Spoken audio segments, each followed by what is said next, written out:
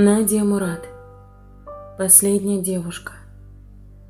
История моего плена и мое сражение с исламским государством.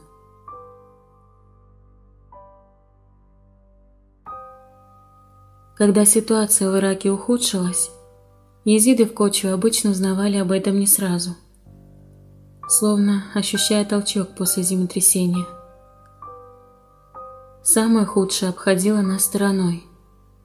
Столкновение между повстанцами и американскими морскими пехотинцами в провинции Амбар, установление авторитарного правления шиитов в Багдаде и усиление Аль-Каиды.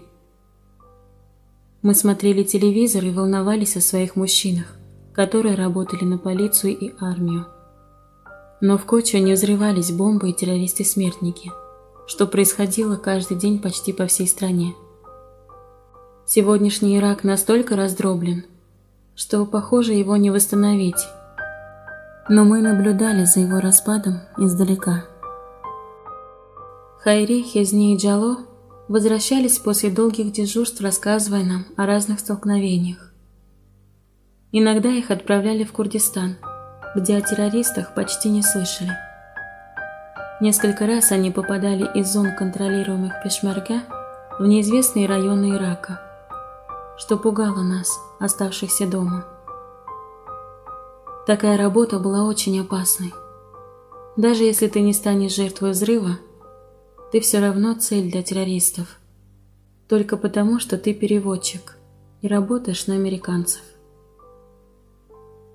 Многие езиды после того, как повстанцы узнали, что они помогали американцам, нашли убежище в Соединенных Штатах. Война шла дольше, чем все ожидали. Люди быстро забыли о радостном возбуждении первых месяцев после свержения Саддама. Тогда свалили его статую на площади Фердоус в Багдаде, а американцы разъезжали по стране, пожимая руки деревенским жителям и обещая построить школы, освободить политических узников и улучшить жизнь обычных иракцев. К 2007 году, всего через несколько лет после падения Саддама, в Ираке усилились беспорядки, и США направили туда еще более 20 тысяч солдат, назвав это приливом. Такой шаг был вызван в основном ростом насилия в Анбаре и Багдаде. Сначала казалось, что прилив сработал. Количество атак уменьшилось. Морские пехотинцы занимали города и проверяли дома в поисках повстанцев. Но для езидов тот год ознаменовался тем, что война пришла на пороге наших домов. В августе 2007 года произошел самый жесткий теракт за всю иракскую войну и второй по жестокости в истории. Это случилось в двух езидских поселках – Сиба-Шейх-Хидыр и Тель-Узейр, известных также под басидскими названиями Кахтания и Джазира, расположенных к западу от Кочу. Днем 14 августа в эти поселки приехали бензовоз и 3 грузовика, якобы для раздачи гуманитарной помощи. Припарковавшись, водители привели в действие взрывные устройства. Погибло 800 человек, более 1000 получили ранения. Взрывы были такой силы, что мы видели пламя и дым даже в Кочу. После этого мы стали в страхе приглядываться ко всем незнакомым машинам. Эти чудовищные теракты были закономерным результатом многолетнего напряжения между езидами и арабами-суннитами, а также усиления курдского влияния в Синджаре и радикализации суннитских районов. За несколько месяцев до американского прилива сунниты поклялись отомстить за смерть молодой езидской женщины по имени Дуа Халиль Асват. Ее забили насмерть камнями, якобы за то, что она захотела принять ислам и выйти замуж за мусульманина. И не важно, что езиды тоже пришли в ужас от гибели Дуа. Они называли нас дикарями и врагами мусульман.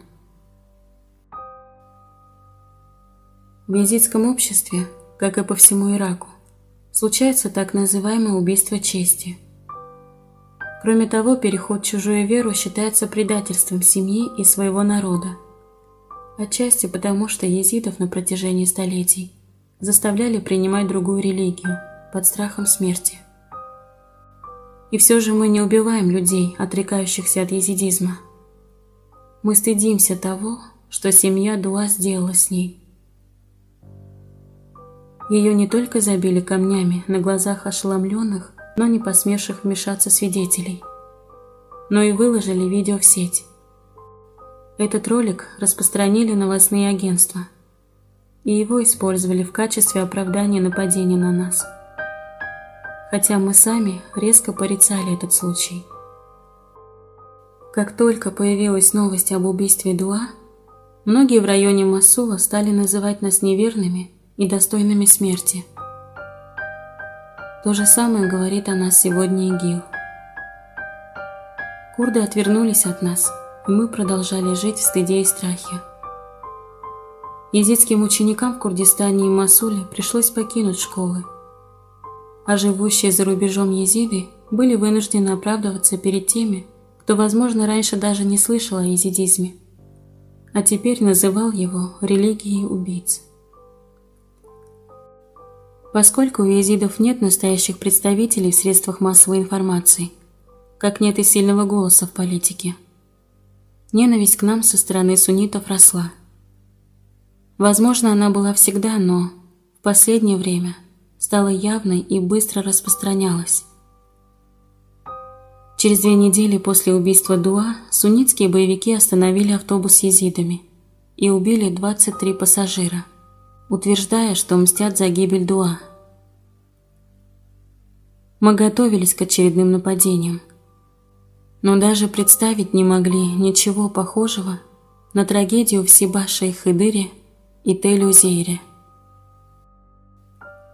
Когда мои братья увидели взрывы, они запрыгнули в машины и поехали к месту теракта вместе с сотнями езидов, взяв с собой пищу, матрасы и лекарства для жителей пострадавших деревень. Они вернулись домой поздно ночью, опустив головы в скорби и усталости. «Это гораздо хуже, чем можно себе представить», — сказал Ильяс. «Поселки разрушены, повсюду мертвые. Мама заставила их вымыть руки и усадила за стол и налила чай. «Я видел разорванное пополам тело», — сказал Хизни, дрожа. «Кажется, будто весь поселок залит кровью. Тела разнесло в клочья. С проводов свисали волосы и куски одежды. В больницах и клиниках не хватало коек и медикаментов. Шакат, друг моего брата, возмутился тем, что медик волочит тело за ноги. Выхватил его и понес в больницу сам. «Ведь это мог быть чей-то отец или сын», — сказал он, а его тащили прямо по земле, в пыли. Родственники погибших бродили в дыму, словно непрекаянные, или громко звали своих близких. В конце концов деревню очистили. Многие тела опознали, и людям оставалось только поминать их над массовым захоронением. «Может, живым пришлось даже хуже», — сказал Хизни. После этого теракта мы усилили меры предосторожности. Мужчины по сменам дежурили на восточном и западном выездах, вооруженные автоматами Калашникова и пистолетами. Они останавливали и допрашивали водителей и пассажиров подозрительных машин, в основном арабов-суннитов и незнакомых нам курдов.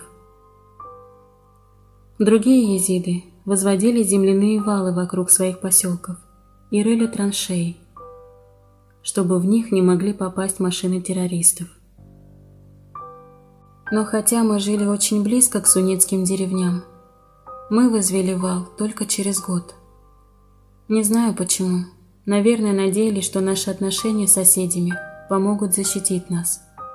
Может, мы просто не хотели ощущать себя окруженными со всех сторон. Когда год прошел без особых происшествий, мужчины прекратили дежурство. Хизни был единственным из всей моей семьи, кто пытался покинуть Ирак. Это случилось в 2009 году, через 2 года после теракта. Он влюбился в Джилан, дочь нашего соседа, но ее родители были против брака, потому что по сравнению с ними у нас было мало денег. Но это не остановило Хизни. Когда родители Джилан запретили ему заходить к ней, они поднимались на крыши и беседовали через разделявший их узкий переулок. Потом родители Джилан построили стену по периметру крыши, но Хизни вставал на кучу кирпичей и заглядывал через стену. «Ничто меня не остановит», — повторял он. Он был скромным, но так сильно влюбился, что был готов на все, лишь бы оставаться рядом с Джилан. Хизни подговаривал братьев или кузенов зайти в дом Джилан, родители которой, по обычаю, должны были предложить гостям еду и чай. Пока они отвлекались, Джилан выскальзывала из дома и встречалась с ним. Она тоже сильно влюбилась в него и уговаривала родителей разрешить ей выйти замуж. Я вся кипела от негодования. Из Хизни вышел бы такой прекрасный муж для Джилан. Но моя мать, как всегда, относилась ко всему со смехом. По крайней мере, то, что мы бедные, единственный наш недостаток в их глазах, говорила она. А в бедности нет ничего плохого. Хизни понимал, что родители Джилан не разрешат ему жениться на ней, пока он не раздобудет денег. В то время у него не получалось найти работу в Ираке, и он расстраивался. Он вбил себе в голову, что кроме Джилан ничто его дома не держит, и раз уж она ему не достанется, то нет смысла здесь оставаться. Когда некоторые мужчины из нашей деревни захотели перебраться в Германию, где уже жили езиды, Хизни тоже решил попытать счастье. Пока он собирал вещи, все мы заливались слезами. Мне было плохо от мысли, что он оставляет нас. Я не представляла себе жизни дома без кого-то из своих братьев. Перед отъездом Хизни пригласил Джилан на чужую свадьбу в другой деревне, где они могли поговорить вдали от любопытных ушей. Она постаралась отделиться от гостей и найти его. Он до сих пор вспоминает, что на ней было белое платье. «Через 2-3 года я вернусь», — пообещал он ей, «и у нас будет достаточно денег для начала совместной жизни». И вот, за несколько дней до начала одного из 2 наших ежегодных постов, Хизни вместе с другими мужчинами покинул Кочу.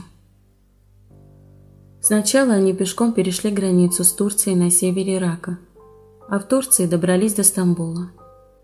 Там они заплатили одному контрабандисту, чтобы он перевез их на тягаче с прицепом в Грецию. Контрабандист велел им отвечать пограничникам, что они палестинцы. «Если узнают, что вы из Ирака, то вас арестуют», — сказал он. После чего закрыл двери прицепа и поехал к границе. Через несколько дней Хизни позвонил нам из тюрьмы. Мы как раз сели поесть после поста, когда зазвонил сотовый телефон матери. Оказалось, один из иракцев в их компании испугался, сказал правду и всех их раскрыли. Хизни жаловался на ужасные условия в тюрьме и говорил, что им приходится спать на бетонном полу с очень тонкими матрасами. Никто им ничего не говорил, и они не знали, когда их освободят, предъявят ли какие-то обвинения и осудят. Однажды, чтобы привлечь внимание охранника, несколько заключенных подожгли матрасы, и Хизни боялся, что все они задохнутся от дыма. Он спросил нас, как прошел пост. «Я такой голодный», — добавил Хизни. И с этих пор всякий раз, когда он звонил, мать начинала плакать, а мои братья бежали к телефону и старались ответить на звонок раньше ее. 3,5 месяца спустя Хизни вернулся в Кочу, тощий и угрюмый, Я тогда подумала, как хорошо, что мне совсем не хочется уезжать в Германию. Я до сих пор думаю, что покидать дом из страха – одна из худших несправедливостей, с какой сталкиваются люди. Тебя лишили всего, что ты любил, и ты, рискуя жизнью, отправляешься жить в место, которое ничего для тебя не значит. А если ты из страны, охваченной войной и насилием, то все на тебя смотрят с подозрением. Ты живешь в постоянной тоске и молишься, чтобы тебя не депортировали. Случай с Хизни заставил меня задуматься о незавидной участи иракских беженцев, которые либо попадают в тюрьму, либо туда, откуда сбежали. Но в неудачной попытке Хизни была и светлая сторона. Он вернулся еще более целеустремленным, мечтая во что бы то ни стало жениться на Джилан. За время его отсутствия она тоже приняла решение. Семья по-прежнему не одобряла ее выбор, но на стороне пары были езидские обычаи. Если молодые люди полюбили друг друга, они могут сбежать и пожениться, несмотря на возражения родителей. Такой поступок доказывает, что они действительно сильно любят и готовы заботиться друг о друге, а родственники должны смириться с их выбором. Хотя этот обычай старомодно называется бегством, на самом деле он довольно либерален, поскольку позволяет молодым, особенно девушке, вырваться из-под власти старших. Итак, однажды вечером, не сказав никому ни слова, Джилан тайком вышла из задней двери своего дома. Хизни ждал ее в машине Джало. Они поехали в ближайшую деревню по дорогам, контролируемым Аль-Каидой, чтобы их не догнал отец Джилан на главном шоссе. Хизни шутил, что он больше боялся отца невесты, чем террористов. Через несколько дней они поженились. А потом, спустя несколько месяцев после переговоров между нашими семействами, шедших с переменным успехом и касавшихся в основном денег, устроили настоящую свадьбу в Коччо.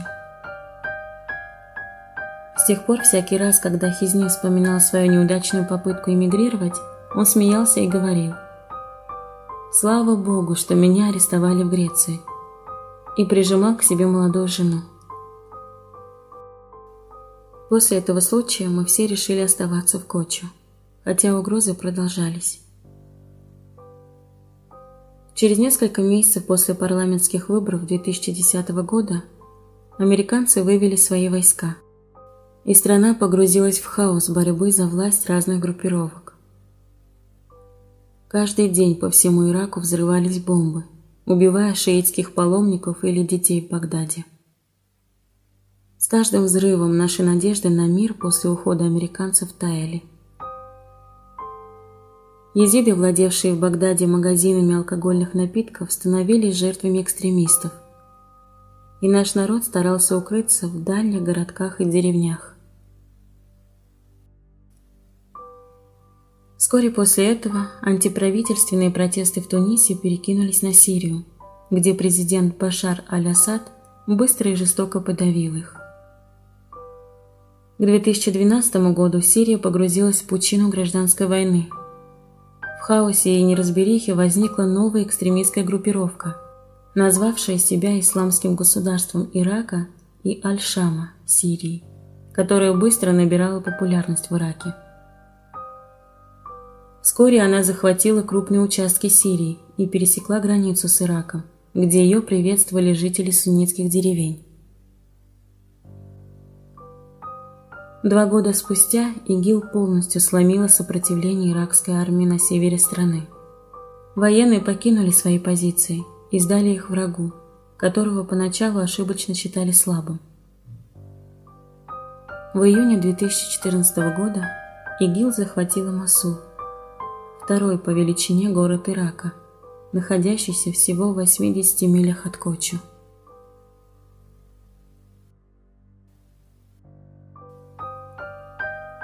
После падения Мосула региональное правительство Курдистана прислало дополнительные отряды пешмерга для охраны Синджара и езидских поселений. Приехавшие на грузовиках солдаты уверяли, что они защитят нас. Некоторые наши люди, напуганные усилением ИГИЛ, считали, что в иракском Курдистане безопаснее. Они хотели покинуть Синджар и переехать в курдские лагеря, куда наряду с сирийскими беженцами уже стекались христиане, шииты и сунниты. Но курдские власти советовали нам этого не делать. Езидов, направлявшихся в иракский Курдистан, останавливали и отправляли обратно. Курды на блокпостах вокруг деревень говорили, что беспокоиться нам не о чем. Некоторые уверяли, что оставаться в Коччо сродни самоубийству. «Мы с 3 сторон окружены Даиш», — восклицали они, и были правы. К врагу не вела только одна дорога от нас в Сирию. Но жители Коччо были гордыми. Мы не хотели оставлять свое имущество, нажитое тяжелым трудом. Бетонные дома, на которые семьи копили всю жизнь. Школы, стадо овец, комнаты, где рождались наши дети. Кроме того, многие иракцы сомневались в праве езидов на Синджар. И нам казалось, что если мы уедем, то докажем их правоту. И они подумают, что мы не так уж и привязаны к этим местам. Ахмед Джассо созвал собрание в Джавате и объявил общее решение. Остаемся. Наверное, он верил, что нам помогут наши добрососедские отношения с арабами-суннитами. И мы остались. Моя мать старалась поддерживать в нашем доме обычный распорядок. Но все же мы с подозрением относились к каждому чужаку и любому угрожающему звуку.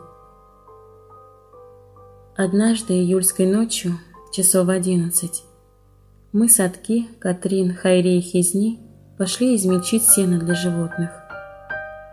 Летом слишком жарко, поэтому мы обычно работали на ферме после ужина, когда светила луна, а воздух был прохладнее.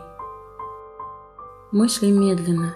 Измельчать сено – тяжелая работа, и никто из нас не спешил за нее браться. Мы всегда возвращались домой с головы до ног, покрытые пылью, с зудом по всему телу и с мозолями на руках. Потом мы все же приступили к работе. Мы с Катрин стояли в прицепе и складывали сено, которое другие подавали нам с земли. При этом мы перебрасывали шутками, но меньше обычного. В открытом поле видно далеко вокруг, и нас не покидали мысли о том, что же происходит там в темноте. Неожиданно дорога на юг озарилась огнями. Мы замерли. Огни становились все ярче. К нам приближалась целая колонна больших бронированных грузовиков, вроде тех, которые перевозят солдат.